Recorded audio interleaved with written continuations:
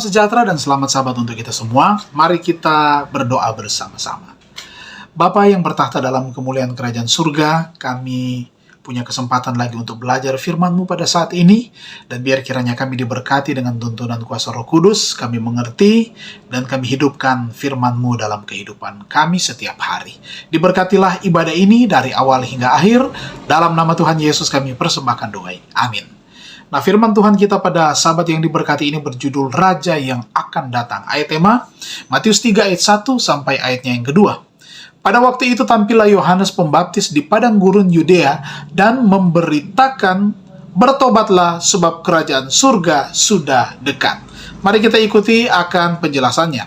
Nah, di tengah pertikaian dan pergolakan itu, suatu suara terdengar dari padang belantara. Suatu suara yang mengagetkan dan juga keras, namun penuh harapan, yaitu bertobatlah sebab kerajaan surga sudah dekat. Dengan suatu kuasa yang baru dan asing digerakkannya hati bangsa itu. Nabi-nabi telah menubuatkan kedatangan Kristus sebagai, katanya, suatu yang peristiwa yang masih jauh di masa depan, tetapi disinilah suatu pengumuman yang mengatakan bahwa kedatangan itu sudah dekat. Munculnya Yohanes secara istimewa itu membawa pikiran dari para pendengarnya kembali kepada pelihat-pelihat dahulu kala. Dan Yohanes memaklumkan kedatangan Mesias, serta mengajak bangsa itu kepada pertobatan. Sebagai lambang penyucian dari dosa, dibaptiskannya mereka itu di sungai Yordan. Demikianlah dengan suatu pelajaran penting yang mengandung arti dinyatakannya bahwa orang-orang yang mengaku dirinya umat pilihan Allah itu sudah dinajiskan oleh dosa.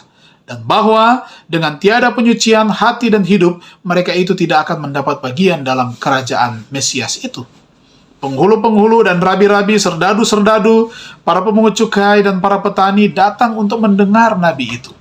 Dan seketika lamanya, amaran yang tekun yang datang dari Allah itu mengejutkan hati mereka.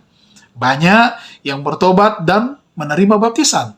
Orang, katanya, dari segala lapisan masyarakat menyerahkan diri kepada tuntutan pembaptis itu, supaya boleh mendapat bagian dalam kerajaan yang diumumkan itu. Banyak dari antara ahli-ahli Taurat dan orang Farisi datang mengakui dosa mereka dan minta untuk dibaptiskan. Mereka telah meninggikan diri sendiri sebagai orang yang lebih baik daripada orang lain dan telah menuntun orang banyak untuk memandang tinggi kesalahan mereka. Sekarang segala rahasia hidup mereka yang bersalah itu tersingkap. Tetapi Yohanes diberitahu oleh Roh Suci bahwa banyak dari orang-orang ini tidak memiliki pertobatan sejati dari dosa-dosa mereka. Nah, mereka adalah orang-orang yang mengubah pandangannya agar sesuai dengan keadaan namun tidak sungguh-sungguh. Sebagai sahabat Nabi itu, mereka berharap akan mendapat kemurahan hati dari Raja yang akan datang itu. Maka, oleh menerima baptisan dari tangan guru muda yang termasyhur ini, mereka bermaksud memperkuat pengaruh mereka dalam masyarakat. Dan Yohanes menghadapi mereka dengan pertanyaan yang tajam. Hai kamu keturunan ular beludak, siapakah yang mengatakan kepada kamu bahwa kamu dapat melarikan diri dari murka yang akan datang? Jadi hasilkanlah buah sesuai dengan pertobatan. Dan janganlah mengira bahwa kamu dapat berkata dalam hatimu, Abraham adalah bapa kami, karena aku berkata kepadamu, Allah dapat menjadikan anak-anak bagi Abraham dari batu-batu ini. Nah, saudara-saudara, mari kita renungkan lebih dalam. Jika para ahli Taurat dan orang Farisi pada zaman Yesus dapat kehilangan kepekaan untuk insaf dari dosa, nah bagaimanakah saya dapat menghindari hal seperti ini dalam hidup saya? Mari kita berdoa.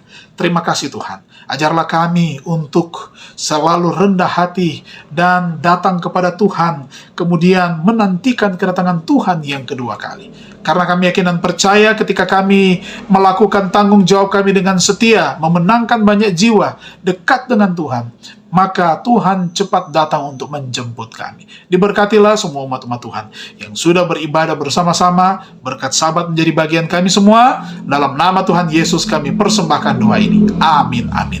Terima kasih. Tuhan memberkati kita semua.